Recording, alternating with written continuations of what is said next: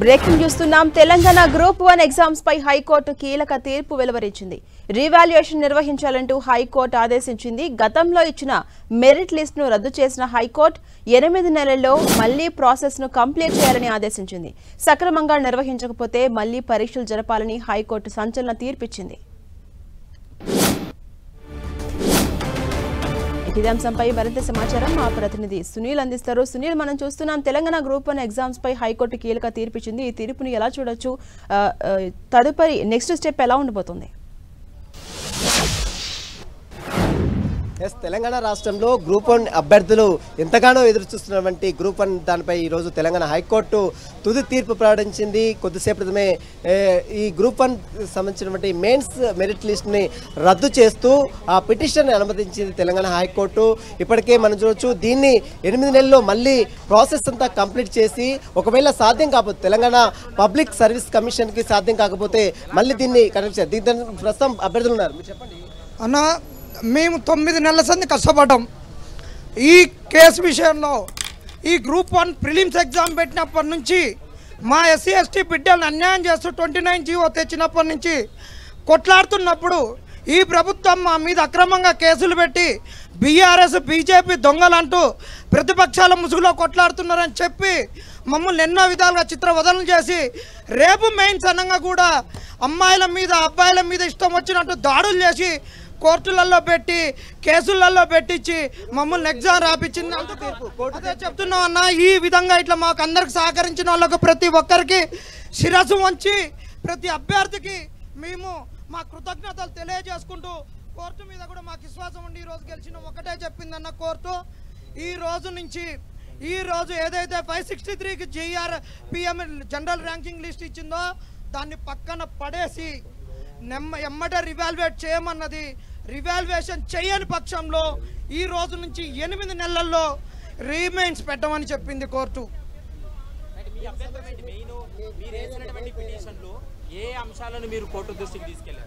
అన్న చాలా అంశాలు ఉన్నాయన్న. ఫస్ట్ వీళ్ళు పెట్టినటువంటి దాంట్లోనే పిఎంఎల్ ఇవ్వాలి. ఆ పిఎంఎల్ అనేటటువంటిది ఇవ్వలేదు. దాని తర్వాత వీళ్ళు ఒక ఎవాల్యుయేషన్ చేసినాక 2వ ఎవాల్యుయేషన్ చేసిర్రు, 3వ ఎవాల్యుయేషన్ చేసిర్రు. దాన్ని మార్కులు వేసేందుకు కూడా ఓఎంఆర్ షీట్ అనేటటువంటిది లేదు. మళ్ళీ ఎక్స్పర్ట్స్ దగ్గరకు వచ్చేసరికి కొన్ని సబ్జెక్టులకు అసలు ఎక్స్పర్ట్సే లేరు. నెక్స్ట్ పోతే వీళ్ళు ఇచ్చినటువంటి ఒక్కొక్క రూల్స్ ఎట్టంటే వీళ్ళు పెట్టుకున్నటువంటి దాంట్లోనే అసలు ఎన్ని రివాల్యుయేషన్స్ లేవని చెప్పిర్రు. సెకండ్ ఎవాల్యుయేషన్, థర్డ్ ఎవాల్యుయేషన్ చేసిర్రు. దాన్ని కోర్టుకు తీసుకొని వచ్చినాం. ప్రతి మార్కును కోర్టుకు చూపించాలని చెప్పిర్రు. చూపించకుండా ఒకటేసారి మార్కులు ఇవ్వడము, నెక్స్ట్ మళ్ళీ రీవాల్యుయేట్ చేస్తామని చెప్పి మార్కులు కట్టించుకోవడము, రీకౌంటింగ్ చేయడము, రీకౌంటింగ్లో ఒక్కొక్కరికి మార్కులు ఇష్టం వచ్చినట్టు తగ్గడము. ఈ విధంగా 10 అంశాలను లేవనెత్తినాం. ఈరోజు జెల్ పెన్ను కూడా రాయొద్దని చెప్పి జెల్ పెన్తో రాసిన వాళ్ళది కూడా ఎవాల్యుయేట్ చేసినటువంటిది. ప్రాసెస్ అంతా ఎంతవరకు కంప్లీట్ చేయాలని చెప్పింది, రివాల్యుయేషన్ చేయమని చెప్పింది. అది కాకపోతే 8 మంత్స్లో రీమైన్సే పెట్టమన్నది. అంటే ఏది చేసినా కానీ 8 మంత్స్ లోపల అయిపోవాల్సిందే. ఇది మేము కూడా చెప్తున్నాం. ఇప్పటికి 14 సంవత్సరాల వరకు రాని నోటిఫికేషన్ను మేము ఇచ్చినామని చెప్పుకున్నటువంటి ఈ కాంగ్రెస్ ప్రభుత్వానికి ఈరోజు ఒక చంపదెబ్బ తగిలింది. రేవంత్ రెడ్డి చెప్పిండు, ఆ రోజు ప్రభుత్వం సింగిల్ బెంచ్లో గెలిస్తే డివిజనల్ బెంచ్ పోయింది. డివిజనల్ బెంచ్ పోయినప్పుడు ఒక చంప పలక కొడితే 2వ చంప పలక కొట్టుకోవడానికి పోయింది. 2వ చంప పలక కొట్టించుకుంది. తర్వాత సుప్రీంకోర్టు కేసు వెళ్ళిపోయింది. ఈ పలక కొట్టించుకున్నందుకు పోయిందని చెప్పారు. ఈరోజు ఒక చంప పలిగింది ఈ ప్రభుత్వానికి. ఇంకొక చంప పలక కొట్టుకోవడానికి పోవద్దు. ఆ చంప మళ్ళీ డివిజన్ బెంచ్ అప్పీల్కి వెళ్ళే అవకాశం ఉందంట కదా. ప్రభుత్వం పోతుంది కాబట్టి పోవద్దు అని చెప్తున్నాం. ఒక్క చంప పలిగింది, మీ సిగ్గుపోయింది.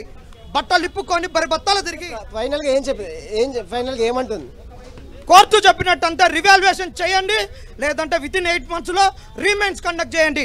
మేమైతే రీమైన్సే కావాలని అంటున్నాం. ఇది కోర్టు ఇచ్చినటువంటి దానిని మేము గౌరవిస్తున్నాం. కోర్టుకు ధన్యవాదాలు. ఇది చూస్తున్నాం. మొత్తం మీద గ్రూప్ 1 మెయిన్స్ ఎగ్జామ్స్ ని మళ్ళీ కండక్ట్ చేయాలి, రీవాల్యుయేషన్ జరిపించాలి.